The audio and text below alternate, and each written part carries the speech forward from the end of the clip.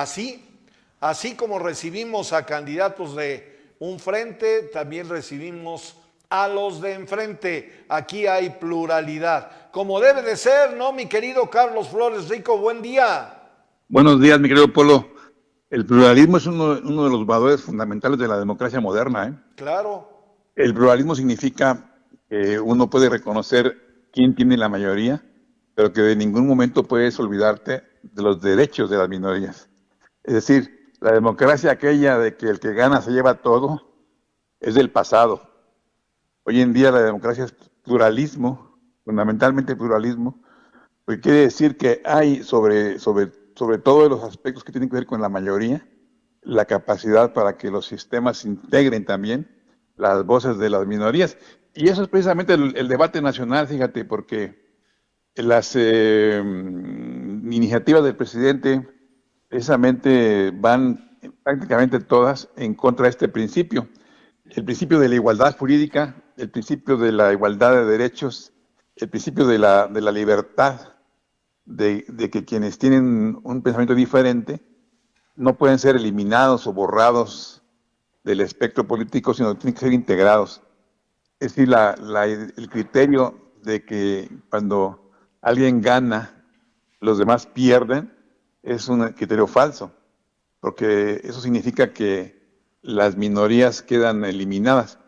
Por ejemplo, cuando se propone que el Congreso de la Unión se elija exclusivamente por diputados uninominales, parece ser que es muy bueno, que el pueblo decide, pero no. Si ustedes ven, por ejemplo, que hay 300 distritos federales en la República y que de cada uno salga un ganador, es decir, puras mayorías, esos ganadores hacen que valga a los que dijeron que mayoritariamente una tendencia, muy bien.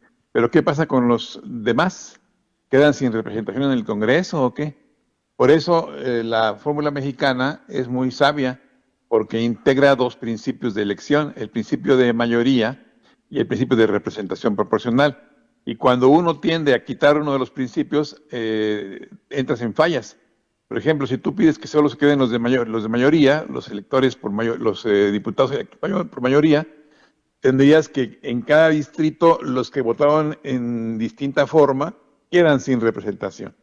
Y eso se subsana solamente cuando hay un principio distinto que complementa, como es el principio de representación proporcional. Igualmente los senadores, si exclusivamente eliges a la mayoría, tendrías que el Estado quede representado exclusivamente por los que ganaron. Y los que perdieron, aunque sea por un voto, quedarían vacantes, sin representación. Por eso también se establece la lista nacional. En fin, son cosas que la democracia mexicana, de su experiencia, ha ido teniendo. Y hoy no, hoy enfrentamos un problema, una tendencia distinta en casi todos los sentidos. Te voy a dar dos ejemplos que pueden ser nuestro comentario de esta semana. Adelante, Carlos. El señor presidente ha impulsado, porque él es, una iniciativa que se llama Reforma a la Ley del Amparo, a la Ley de Amparo. El amparo, como ustedes saben, estimados amigos del auditorio, es un recurso jurídico por el cual un particular, una persona, usted que está ahí haciendo su quehacer en su casa, usted que ya está en su trabajo, de pronto por alguna ley o por algún asunto de autoridad, puede ser lesionado en sus derechos, no solo fundamentales, sino a veces hasta los derechos humanos. Y entonces este acto de autoridad pues puede ser que venga y le afecte, y usted se quede listo y no se defienda. Ok, pero hay personas que sí son, digamos, más informadas y dicen, no, yo por qué me voy a permitir o a doblar ante este atropello. Y la única solución que tienen actualmente es un recurso que se llama Ley de Amparo.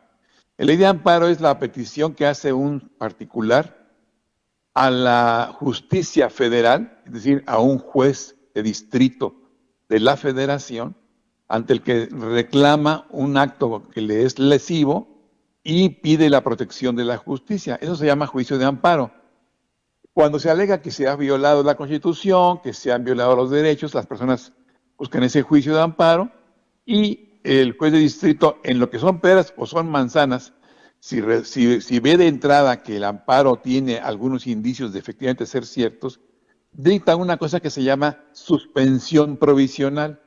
Es decir, dice, las cosas que están ocurriendo deben de permanecer tal cual estaban antes de este acto reclamado. Y ya abre un juicio, ¿no?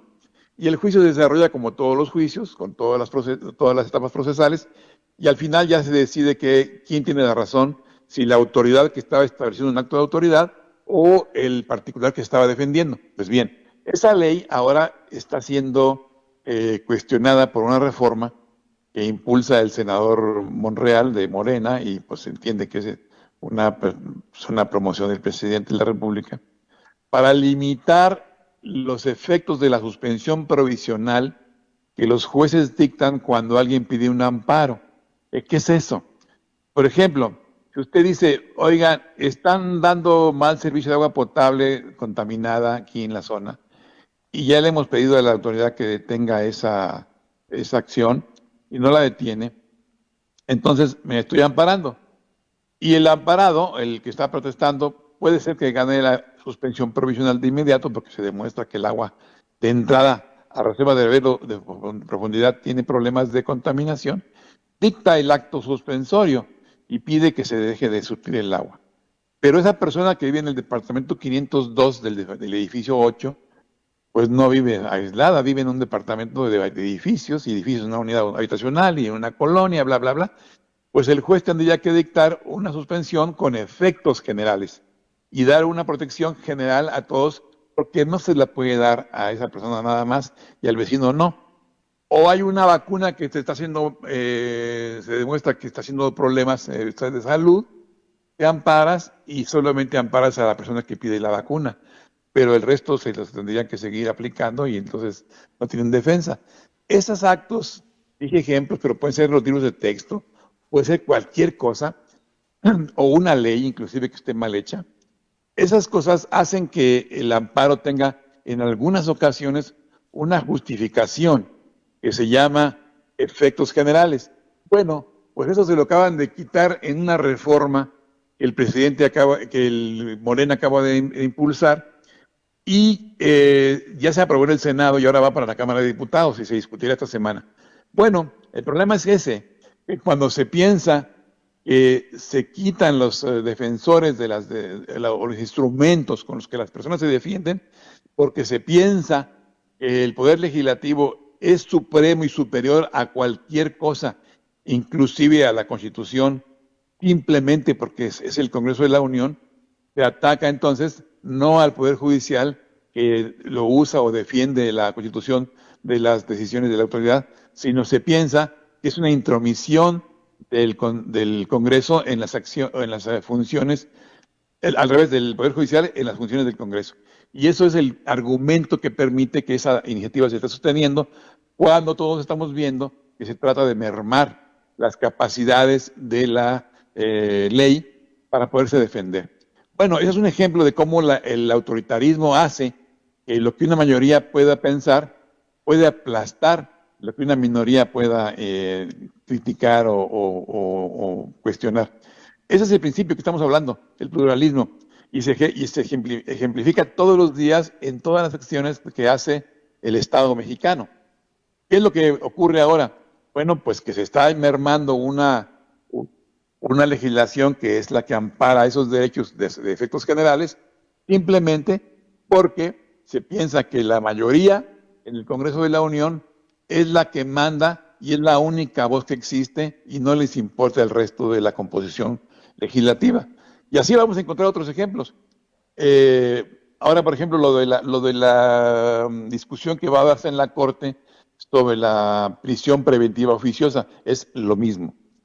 Hay una mayoría que impuso que en el artículo 19 de la Constitución haya una lista de delitos oprobiosos sobre los cuales simplemente con que te veas víctima de una acusación de los delitos de esa lista, ya vas para el bote independientemente de que seas o no culpable, en lo que se averigua si lo eres. Es decir, se viola el principio fundamental de la presunción de inocencia. ¿Eso qué quiere decir? Pues que la mayoría de la legislación dijo, no, pues el delito de narcomenudeo, por decir un ejemplo, secuestro. Ese delito de secuestro, pues es muy grave, es terrible, pues sí, lo cual es cierto.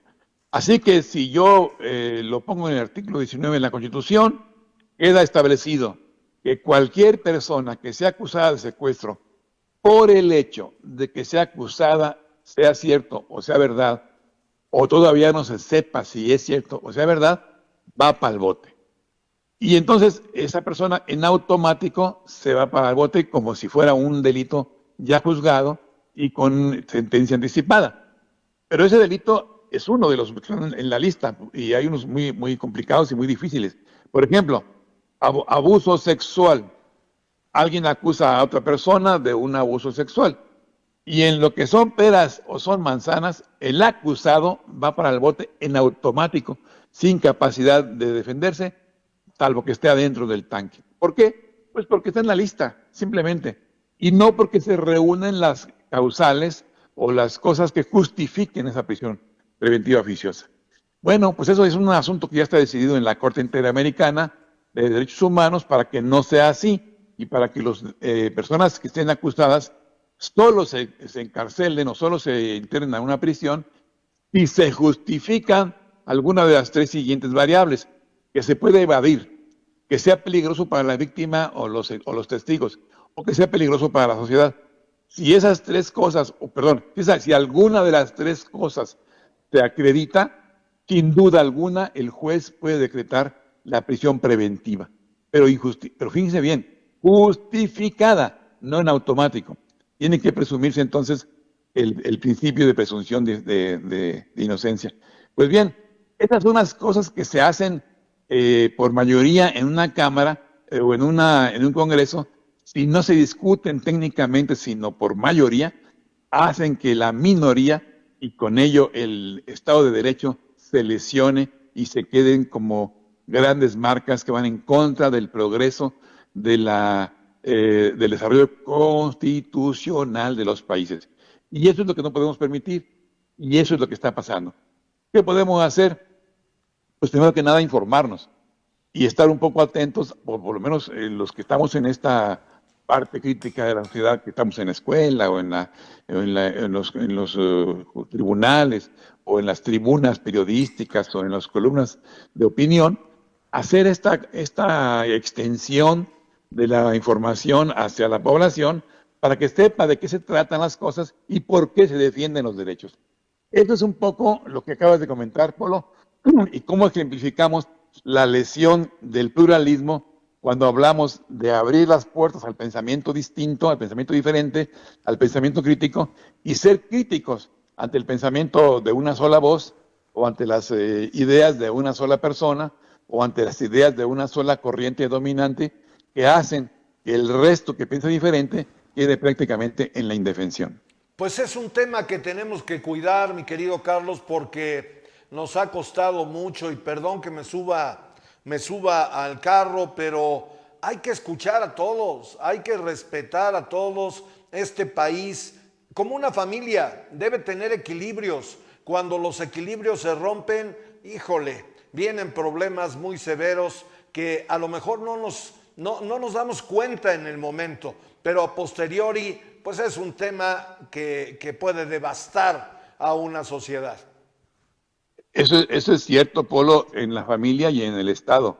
A nivel del Estado hemos hablado muchísimo, y nuestro auditorio lo va a recordar, del equilibrio de poderes, Sí. lo que los americanos llaman el check and balance, es decir, el balance entre los diferentes poderes.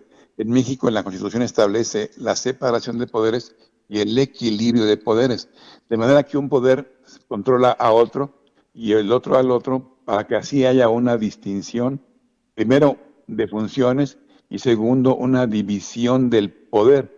Cuando el poder se concentra, la democracia peligra, porque los riesgos de que haya autoritarismo crecen.